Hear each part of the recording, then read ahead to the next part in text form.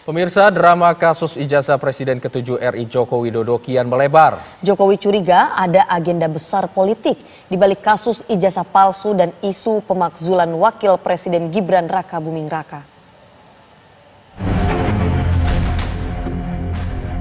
Presiden ke-7 RI Joko Widodo buka suara merespon polemik ijazah palsu yang terus bergulir. Jokowi menyatakan kasus fitnah tudingan ijazah palsu saat ini sudah masuk proses hukum. Jokowi juga menegaskan akan menunjukkan ijazah asli miliknya hanya dalam sidang pengadilan.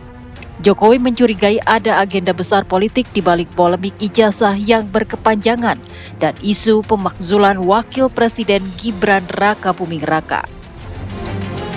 Ini kan sudah dalam proses hukum. Dalam proses hukum, sudah malah saya baca kemarin sudah dalam proses penyidikan.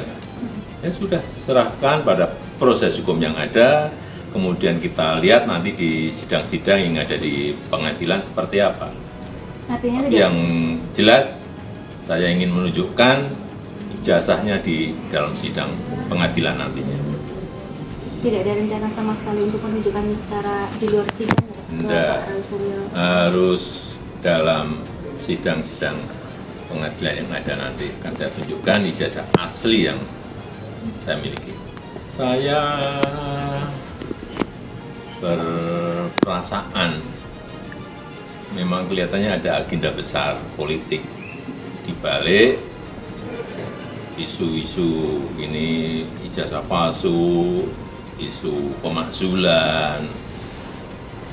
Ini perasaan politik saya mengatakan ada agenda besar politik untuk menurunkan reputasi politik, untuk mendowngrade yang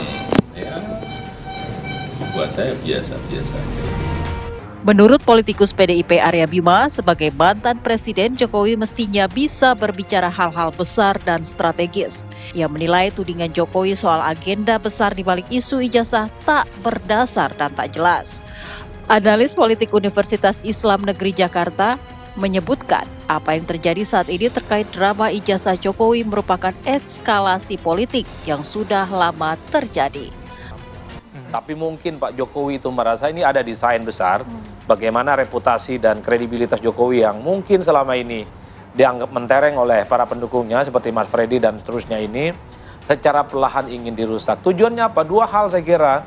Pertama, untuk menunjukkan kepada publik bahwa Jokowi tidak seperti yang dibayangkan orang, tidak seperti yang sewah yang muncul dalam survei-survei. Orang baik, popularitasnya oke, approval ratingnya sampai Sidratul Muntaha dan seterusnya. Jadi serangan-serangan ini sepertinya ingin membalik itu semua. Nah, yang kedua, kalau memang kita mau menggunakan logikanya Bang Freddy ataupun logika Pak Jokowi, ini dikaitkan dengan kompetisi di masa yang akan datang. Polisi masih harus bekerja keras menuntaskan tudingan ijazah palsu Jokowi. Siapa yang akhirnya akan menjadi tersangka? Tim TV One mengabarkan.